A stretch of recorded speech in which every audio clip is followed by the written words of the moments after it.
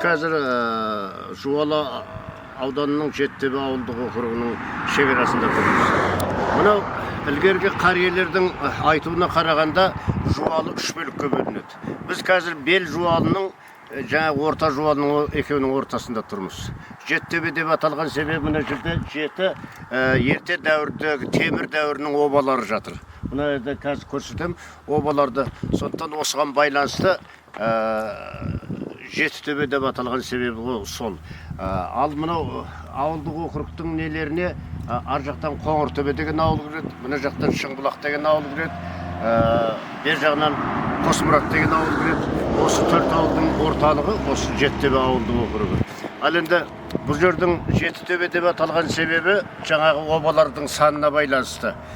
Кезінде жоңғар шапқыншылығында жоңғарлар осыны шеп құрған деп те айтады ескі қариелер.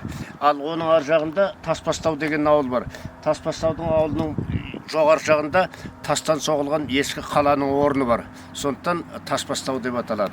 Оның ар жағындағы ауыл бұрын Казанка деп аталған. Казанка деп аталған, қазір Кәріқорған деп аталады. Себебі мына елдің бірлігін жарастыру үшін бұл жердің қариелері үлкен еңбек сіңірген екен, Кәріқорған деп солай аталады. Және анау тастан соғылған қорғанның несінен бұл ауылдың этимологиясы сондай. Сондықтан мына қазір қорғанның жаңағы обалардың ең үлкенінің басына түсіреді. Сондықтан тағы да қайталап айтамын, бұл жер Жуалы ауданының орта Жуалының шекарасы болып есептеледі. Ар жақтан орта Жуалының арғы шетінде Күреңбел жотасы жатыр. Мінекей осының екеуінің ортасында Жетітөбе аймағы жатыр. Ауылдың жалпы территорияның аймақтың Жетітөбе аталған себебі мына үлкен болуына байланысты. Соның ең басты үлкенінің несінде тұрмыз. Кезінде Бақтияр Әбілдаев деген тарихшы айтады, бұл жер жоңғарлар шапқыншылығында осы шеп болған дейді.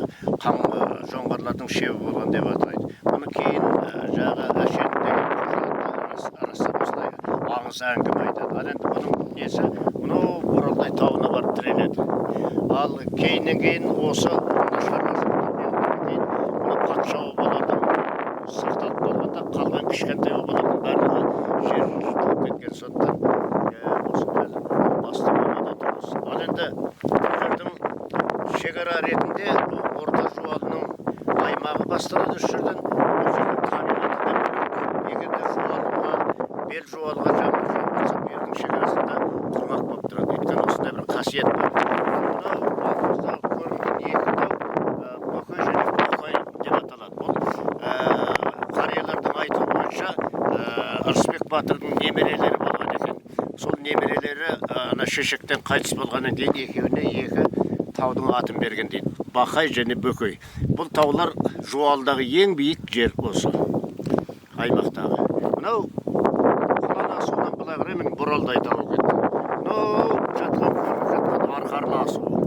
Мінекей осындай табиғат. Мынау екі ортада үлкен және кіші Жуалының екеуінің ортасында Жетітөбе ауылдық округ жатыр. Бұл жерлерге Қоңыртөбе ауылы кіреді, мұнақта Шыңбұлақ кіреді. Шыңбұлақ деген себебі шыңнан ағып жатқан бұлақтар бар.